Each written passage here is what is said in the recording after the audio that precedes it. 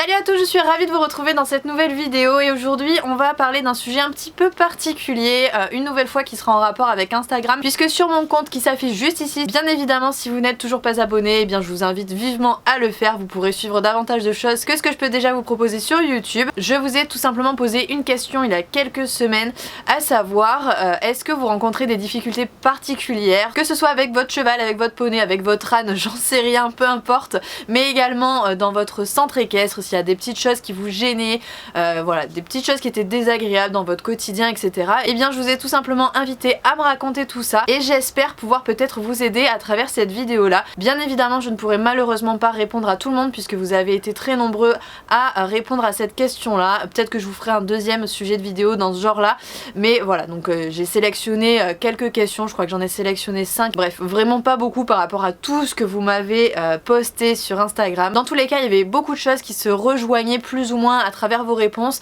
et donc je pense que même si je réponds pas à toutes les questions, et eh bien vous allez au final retrouver une grande partie de la réponse à votre problème à travers peut-être l'aide que je peux apporter à d'autres personnes.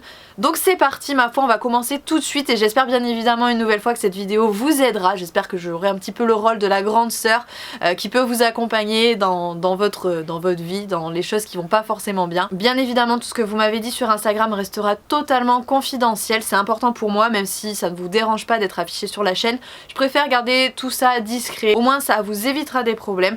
Dans tous les cas on va aborder le tout premier sujet qui est à mon avis un sujet qui a touché tout le monde au moins une fois dans sa vie, c'est quasiment sûr et certain.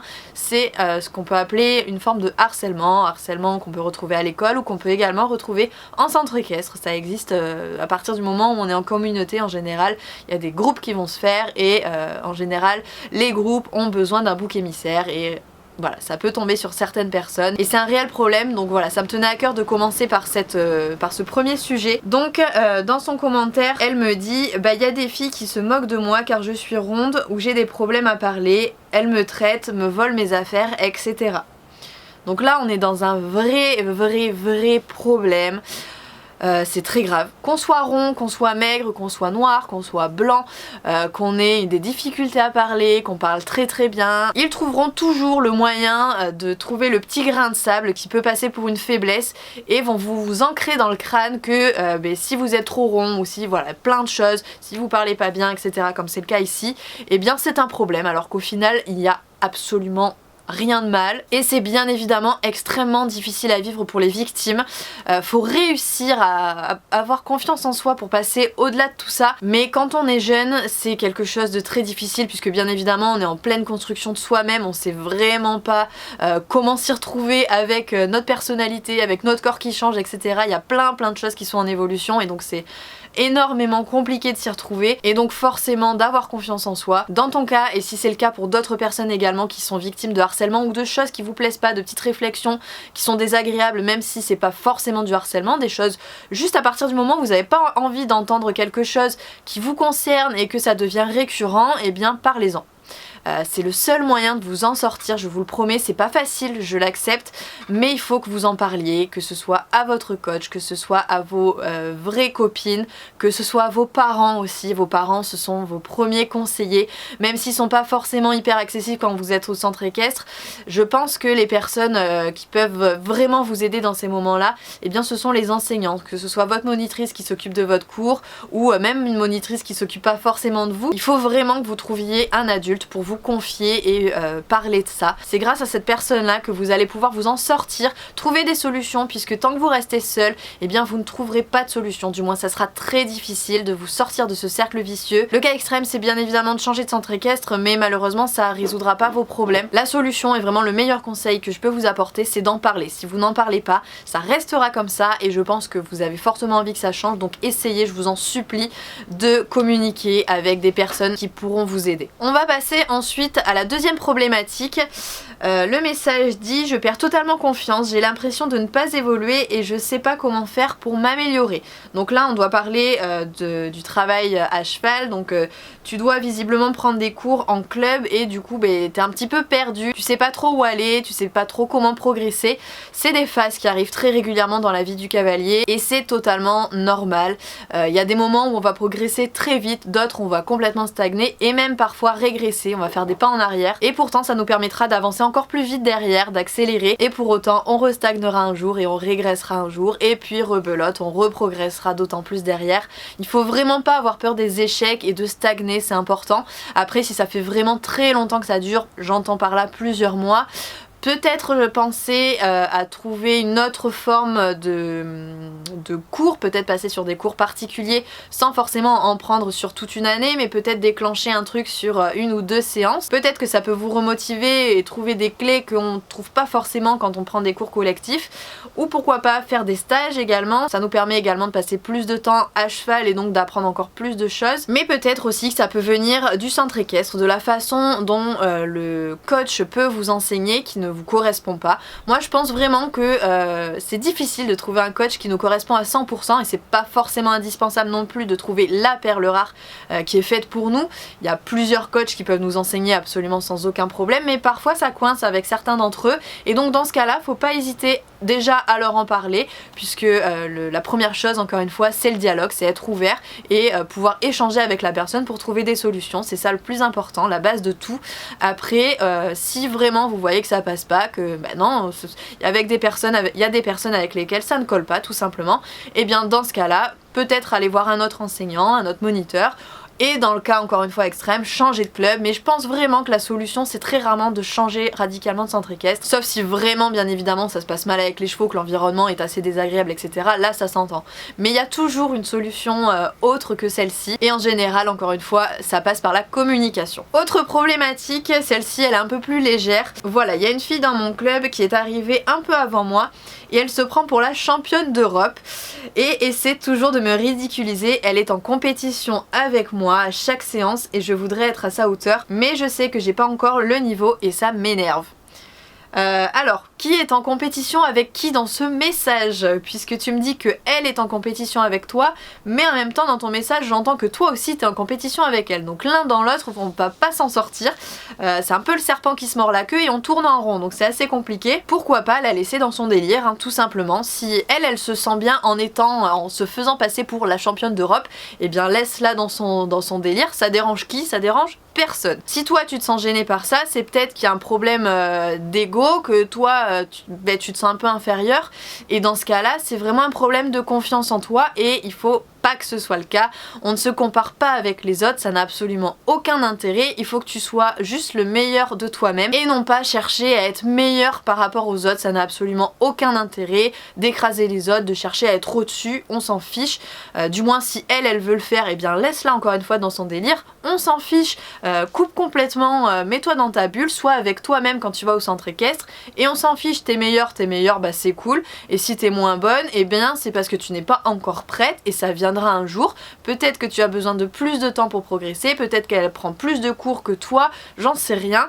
Dans tous les cas, chaque personne encore une fois est différente et heureusement j'ai envie de dire, hein, si on était tous les mêmes, si on était tous champions, on serait bien malheureux. Il y aurait plus grand intérêt à faire quoi que ce soit. Par contre, quand tu me dis qu'elle essaie de te ridiculiser, encore une fois, faut avoir du recul. Est-ce que toi tu te sens ridiculisé ou est-ce qu'elle essaye vraiment de te ridiculiser? C'est pas tout à fait la même chose. Se sentir inférieur, se sentir moins bien qu'une autre personne, ça arrive, et avoir le sentiment qu'elle essaie de nous ridiculiser, ça arrive aussi, alors que c'est pas forcément le cas. La personne va avoir des gestes, va avoir des attitudes qui vous font ressentir des choses, mais elle n'a pas forcément conscience qu'elle dégage cette chose-là. Donc là, il faut faire attention à ça. Encore une fois, la communication sera le meilleur des remèdes. Dans ce cas-là, c'est pas forcément toujours évident parce que c'est assez particulier quand même comme situation. Mais vraiment, je vous promets que vous comparez aux autres, c'est la pire des choses qui soit. Alors oui, ça peut booster parfois et ça peut être positif. Il faut juste prendre la partie positive de cette chose-là, de la comparaison. Mais je vous en supplie, laissez le côté négatif, quoi. C'est pas possible. Il faut que ça vous booste pour être, encore une fois, comme je vous le disais, le meilleur de vous-même, mais absolument pas pour passer devant l'autre. Ça n'a absolument aucun intérêt, je vous le promets. On passe maintenant au sujet suivant. Alors, je suis dans une écurie dans le sud de la France. Les cours se passent très bien pour moi et j'étais épanouie. Jusqu'ici, tout va bien. Puis un jour, cours de saut, j'ai fait un mauvais saut et je suis tombée sur le dos. J'étais complètement dans les vapes. Quand je me suis réveillée, mon père était à côté de moi, énervé. Maintenant, je dois arrêter l'équitation car la réaction de mes professeurs ne lui ont pas plu et qu'il a peur de me perdre. Maintenant, je suis privée de ma passion et je ne sais pas quoi en penser. Ça, c'est compliqué. Là, c'est très très difficile puisque je pense que tous les parents seraient dans le cas de ton papa. Et là c'est très compliqué puisque dès qu'on touche à la sécurité des enfants, dès qu'ils voient que leur enfant peut être en danger, eh bien forcément ils ont envie de tout arrêter, de dire stop, c'est pas possible. Même si c'est notre passion, eh bien on reste leur bébé. Ils ont absolument pas envie qu'on se casse quoi que ce soit, qu'on se fasse mal ou qu'on risque d'être beaucoup plus traumatisé que ça. Après je ne sais pas comment tu étais protégée, si tu avais un gilet de sécurité, si tu as un casque, j'imagine que tu avais un casque quand même, mais voilà, peut-être que tu n'avais pas de gilet de sécurité et que du coup c'était un petit peu compliqué. Tu peux peut-être essayer de commencer par ça en lui expliquant que écoute, je te promets papa que maintenant je vais monter tout le temps avec une dorsale au minimum, un gilet de protection, que ce soit sur le plat ou sur le cross. Je vais essayer de faire en sorte de ne pas pouvoir risquer ma vie entre guillemets dans ce sport, mais il y aura toujours un risque dans la vie malheureusement. Dès que tu ouvres la porte de chez toi et même à l'intérieur de chez toi, d'une seconde à l'autre il peut se passer un truc et ça peut être le drame. On vit avec malgré tout, donc autant vivre également notre passion malgré le risque, mais il faut vraiment que tu aies conscience que c'est tout à fait normal encore une fois pour ton papa de s'inquiéter. Et après j'ai entendu également que dans ton message tu disais que la réaction des professeurs ne lui ont pas plu. Encore une fois je pense que c'est la communication qui va être importante. Il a eu peur, il a dû avoir la peur de sa vie et forcément la réaction des autres personnes ne sera jamais suffisante par rapport à ce qu'il aurait fallu avoir, du moins du point de vue d'un père, du point de vue d'une maman, ça sera jamais la bonne solution. Donc dans ce cas là encore une fois c'est la communication qui va être importante. Il faut qu'il arrive à communiquer et à échanger sur ce qui vraiment ne lui a pas plu avec les enseignants pour réussir justement à trouver une solution. Donc ça peut être intéressant que tu demandes à ton coach ou au gérant du centre équestre que vous vous retrouviez tous les trois, donc le coach qui était présent, toi et bien évidemment ton papa, pour en parler, pour vraiment poser les choses à plat et savoir comment reconstruire cette situation, comment faire en sorte que toi tu retrouves ta passion tout en restant en sécurité pour que ton papa n'ait pas peur pour toi. Il existe énormément de solutions dans la façon dont on aborde les cours, mais peut-être que recommencer vraiment par faire que du travail sur le plat, au moins ça le rassurera. Toi tu reprendras tranquillement et tu te remettras en confiance à cheval et petit à petit tu pourras remettre gentiment des sauts en mettant encore une fois ton papa en confiance. Et voilà, sur ce, cette petite vidéo est maintenant terminée. J'espère forcément qu'elle vous aura plu. Bien évidemment, si vous aussi vous rencontrez quelques difficultés, eh bien n'hésitez pas à me les poster directement en commentaire sous cette vidéo là. Faites attention bien évidemment que ça reste relativement anonyme. Ne donnez pas le nom du centre équestre dans lequel vous êtes, dans lequel ça se passe, ni le nom d'autres personnes, ni le vôtre bien évidemment. Si cette vidéo là vous a plu, eh bien j'hésiterai pas à en refaire une autre pour essayer de répondre à des questions qui sont différentes de celles que je viens d'aborder dans celle-ci. Quoi qu'il en soit, j'espère encore une fois bien évidemment qu'elle vous aura vraiment aidé, qu'elle vous aura donné peut-être quelques petites clés pour avancer. On n'oublie pas encore une fois que la communication c'est la base de tout, même si je sais qu'il n'y a rien de plus compliqué que de parler sincèrement à des personnes de sujets qui sont compliqués, mais je vous promets que ça vous ouvrira des portes. Vous n'avez pas idée à quel point ça peut vraiment décoincer des situations. Allez, sur ce, je vous fais à tous naturellement de très gros bisous et on se retrouve bien évidemment très vite dans une prochaine vidéo. Salut!